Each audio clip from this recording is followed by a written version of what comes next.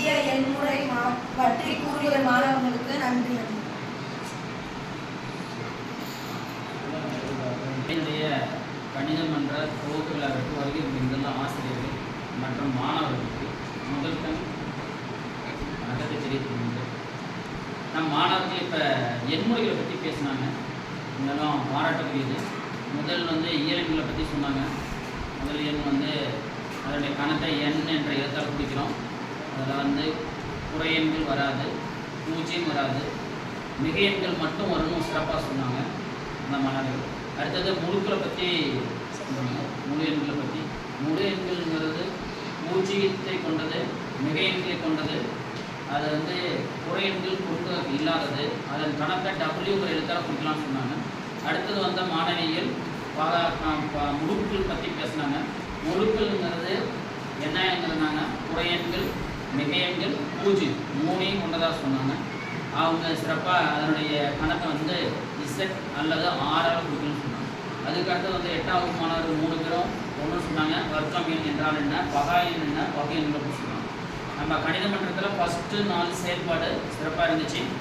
ஆசிரியர்கள் சார்பாக நாங்கள் உங்களுக்கு நீங்கள் சொல்ல போகிறது ஒரு கணித மேதையை பற்றி சொல்கிறோம். நாம் வருங்காலத்தில் அவர் போல் வாழணும், அவர் போல் சிறந்தவராக இருக்கணுங்கிறதுக்காக நான் இதை சொல்கிறேன்.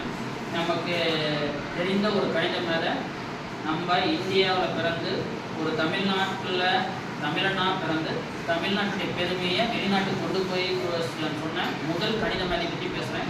அவங்க யாரும் தெரியுமா உங்களுக்கு? யார் அவங்க? ராமானுஜம், சீனிவாச ராமானுஜம். அவர் சின்ன வயசில் ஈரோட்டில் பிறந்து கும்பகோணத்தில் வளர்ந்து அடுத்து சென்னையில் படித்து கடைசியாக கேம்பிரிட்ஜ் யூனிவர்சிட்டியில் படித்து நம்ம இந்தியாவினுடைய பெருமையை உலகுக்கு எடுத்து சென்ற முதல் தமிழன் அவர் தான். அவருடைய படைப்புகள் இன்றளவும் மாணவர்களுக்கும் சரி ஆசிரியர்களுக்கும் சவாலாக இருக்கிறது. அவருடைய படைப்புகளில் சிறந்ததுன்னு சொன்னால் எண்முறைகளில் இப்போவும் அவர் செய்து வச்ச மாய சதுரங்கள் பற்றியும் எண்கள் பசில் சொல்கிற புதிர்கள் பற்றியுமே இப்போ இருக்கிறதும் இன்றைய அளவும் நமக்கு எவ்வளோ டெக்னாலஜி நம்ம வளர்ந்த பிறகும் அவருடைய அந்த புதிர்கள் தீர்க்க முடியாத ஒன்றா இருக்குது. அவ்வளவு சிறந்த ஒரு கணித மேதை, ஒரு ஆங்கில ஆட்சியில் இருந்து நம்மளுடைய நாட்டினுடைய பெருமையை எடுத்து சென்ற முதல் தமிழர் அவரை போல் நாமளும் பிற்காலத்தில் கணித மேதையாக வரணும். அவருடைய நம்பர் உங்களுக்கு தெரியும். நீங்கள் 9ஆம் வகுப்பு உங்கள் புக்கில் உங்களுக்கு போட்டுக்கானுங்கிறேன். என்ன நம்பர் போட்டுக்கிறாங்க? கணித ராமானுஜன் நம்பர்னு உங்கள் புக்கில் பின்னாடி போட்டுருப்பாங்க நினைக்கிறேன். இவர் தான் உங்களுக்கு தெரியும். நம்ம நாட்டினுடைய முதல் கணித மேதை யாருது? சொல்றது. அதுக்கு பக்கத்திலேயே நமக்கு ஒரு நம்பர் கொடுத்துருப்பாங்க 17. இதுதான் நம்ம என்ன சொல்லுவோம்னா ராமானுஜம் எண் சொல்லுவோம். இந்த ராமானுஜம் எண்ணுங்கிறது வரத்துக்கு நிறைய வரலாறு இருக்குது. ஒவ்வொரு வரலாறு அவர் உடம்பு சரியில்லாதப்போ அவருடைய ஃப்ரெண்டாக இருக்கிற ஒரு கணித மேதை ஆட்டிங்கிறவர் ஒரு காரில் போனாராம். காரில் போய் நின்று வந்ததை உள்ளே போய் அவர் ஹாஸ்பிட்டலில் போய் பார்த்துக்கிறாரு. பார்க்கும் போது ராமானுஜன் என்ன சொன்னாருன்னா, எந்த வண்டியில் வந்தீங்கன்னு கேட்ட பிறகு அவர் 17-29 ஒரு வண்டி நம்பர் வந்தேன், அதில் ஒன்றும் சிறப்பு இல்லை அப்படின்னு அவர் பாட்டி சொன்னார். உடனடியாக அவர் சொன்னாரா ராமானுஜம், அதில் உலகத்திலே மிக சிறந்த ஒரு சிறப்பு இருக்குது இல்லையா?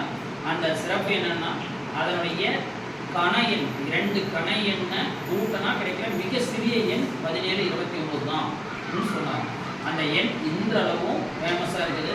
அவருடைய பிறந்த நாள் டிசம்பர் 22.